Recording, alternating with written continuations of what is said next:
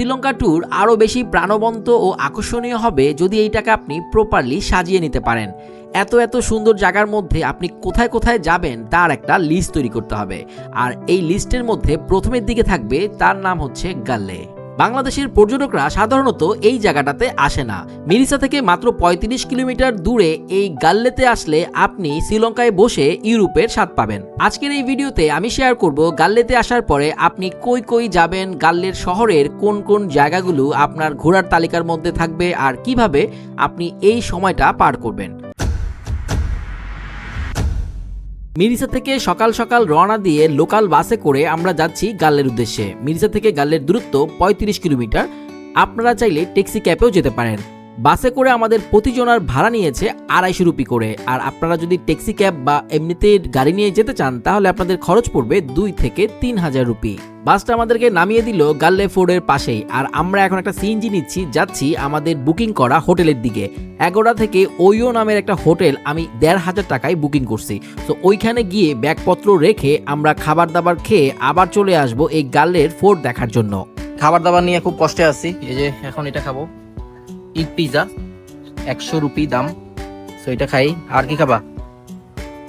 Fish role, ইগ role,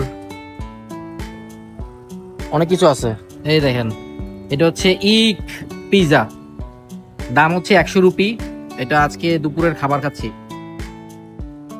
ইগ pizza 1.5 kilometres, why 500? এটাও 300 student discount. ওহো।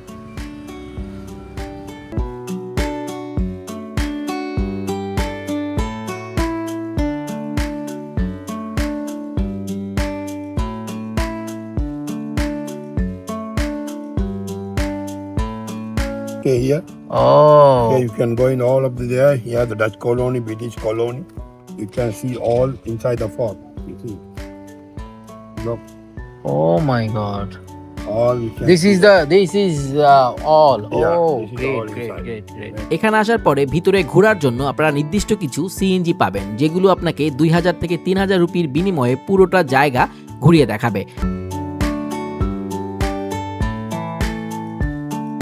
গাল্লে দুর্গ শ্রীলঙ্কার একটি ঐতিহাসিক প্রত্নতাত্ত্বিক স্থাপনা, যা দেখার জন্য হাজার হাজার পর্যটক এই শ্রীলঙ্কাতে আসে।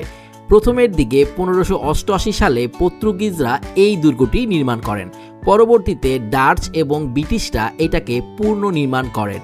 আপনি এখানে এলে এই ৩টা জাতির নিদর্শন দেখতে পাবেন, যেটা আপনাকে বিমোহিত করবে। পুরোটা জায়গা জুড়ে পর্তুগিজ, ডাচ এবং ব্রিটিশদের অন্যান্য নিদর্শনগুলো আপনার চোখে পড়বে।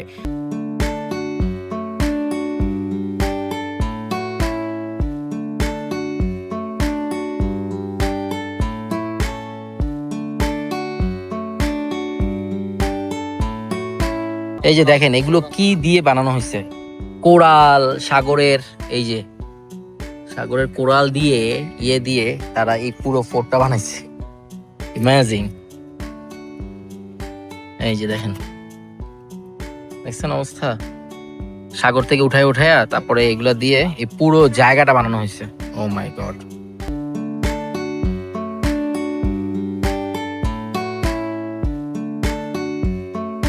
সাগরের পাশে এই জায়গাটা এত সুন্দর করে ওয়াকওয়ে করা, মানে ডাচরা এত সুন্দর করে এই জায়গাটা বানাইছে। আপনি আসলে এখানে পুরো আশ্চর্য হয়ে যাবেন যে এত সুন্দর করে, এত নিখুঁত ভাবে কিভাবে প্ল্যান করে মানুষ।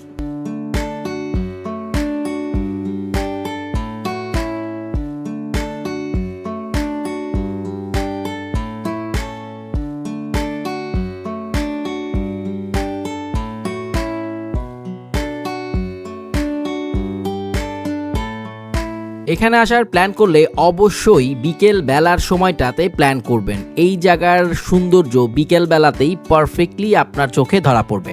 এই জায়গা থেকে সূর্যাস্ত দেখার লোভ আমি সামলাতে পারিনি। আর এই জায়গাটাতে এত সুন্দর বাতাস, বিকেল বেলা সবাই বসে এইখানে বিশ্রাম নেয়।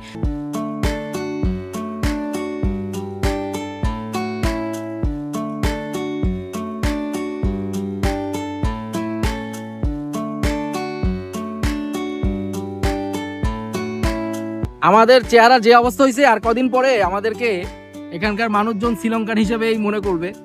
কেননা চেহারার যে অবস্থা, আমি আসলে বর্ণ বৈষম্য করতেছি না, বাট এখানকার মানুষজন একটু কালো কালো হয়। তো আমার চেহারার যে অবস্থা হয়ে গেছে আজকে এই কয়দিন ট্যুরে, মানে এখানকার মানুষজন আমাকে জিজ্ঞেস করতেছে, তাই না? প্রথম মনে করতো আমরা ইন্ডিয়া, হ্যাঁ, এখন মনে করতেছে আমরা শ্রীলঙ্কান। তো প্রথম দিকে অনেক জায়গায় যেতাম, ওরা ভাবতো ইন্ডিয়ান ভাবাটা স্বাভাবিক, বাংলাদেশ তো ইন্ডিয়ার কাছাকাছি, আমাদের কালচার একরকমই প্রায়, তো ইন্ডিয়ান ভাবতো, বাট এখন ভাবে শ্রীলঙ্কান। চেহারার কি অবস্থা বুঝেন, হ্যাঁ, মোরা পুরা শেষ।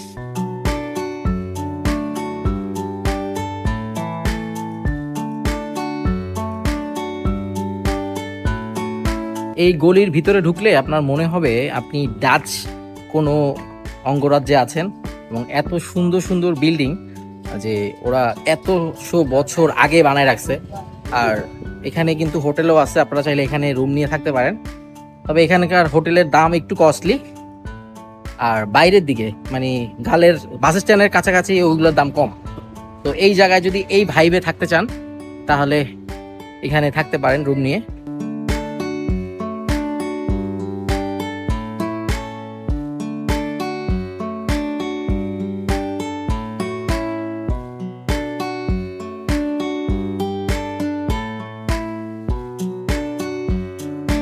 গালে ফোর্ডের এই পাশটাতে রয়েছে সবুজের সমারোহ। আপনি যদি সবুজ ভালোবাসেন তাহলে এই দিকটাতে আসতে পারেন। আর গালের যে স্টেডিয়ামটা আছে এটা কিন্তু এই গালে ফোর্ডের ঠিক পাশেই। সো স্টেডিয়ামে খেলাটা হলে আপনি কিন্তু এইখান থেকেই সেই খেলা উপভোগ করতে পারবেন।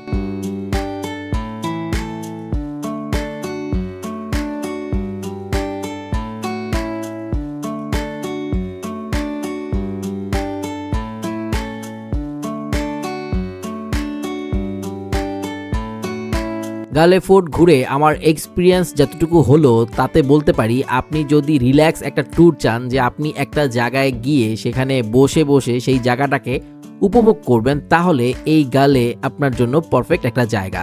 আর যেহেতু এটা মিরিসা থেকে খুবই কাছে, মাত্র 35 কিলোমিটার দূর, তাই আপনি খুব সহজেই এই জায়গায় চলে আসতে পারবেন। আর এই জায়গাটা কিন্তু অন্যান্য শ্রীলঙ্কার যে জায়গাগুলো আছে তার থেকে কিছুটা আলাদা। সো আপনার ট্যুরটাকে, আপনার জার্নিটাকে মানে মেমোরেবল করে রাখার জন্য আপনি অবশ্যই এই গালে ফোর্টে আসতে পারেন।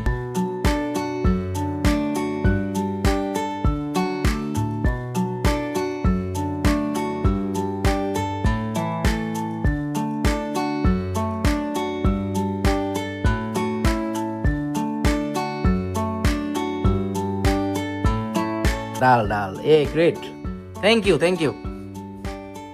আবির ডাল পাইছে, আমরা গালেতে আসছি খাওয়ার জন্য। দেখেন এখানে এরকম খাবার পাওয়া যায় না, সো আমরা এই যে প্লেন হোয়াইট রাইস এবং চিকেন ফ্রাই সাথে ডাল এবং ঝোল, এটা দিয়ে আজকে রাতে ডিনার হবে, কি বলো? এই ছিল আমার গালে ট্যুর। কালকে আমরা কলম্বোর দিকে ট্রেনে করে যাব। ভিডিও ভালো লাগলে লাইক, কমেন্ট, শেয়ার এবং সাবস্ক্রাইব করে পাশে থাকুন। দেখা হচ্ছে নতুন কোনো জায়গায় নতুন কিছু নিয়ে। আসসালামু আলাইকুম।